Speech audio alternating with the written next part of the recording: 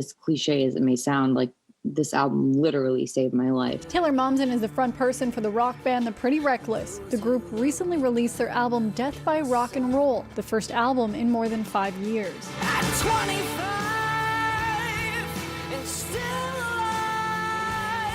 The project was an emotional process for Taylor and the band because it's the first album they released since experiencing 2 tragedies. The first was in 2017 when Soundgarden frontman Chris Cornell took his own life after their concert in Detroit.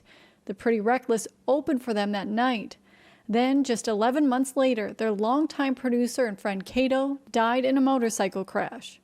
We went through a lot of hell, to say the least, a lot of loss, a lot of grief, a lot of sadness. I fell very dark down the rabbit hole of depression and substance abuse and everything that comes along with grief and loss and trauma and all that.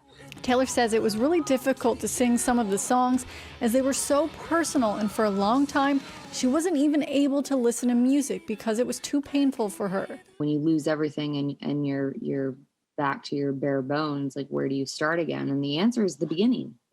So I started at the beginning. I started by listening to the first band that I ever fell in love with, which was Beatles. It's the first band I ever heard, but eventually getting to a place where I could listen to Chris Cornell's music, and specifically Soundgarden, and have that bring me joy instead of sadness. And so for me, that was a big turning point. And while the title may be misleading, the album in itself was a healing process for the entire band, and it's actually a celebration of life.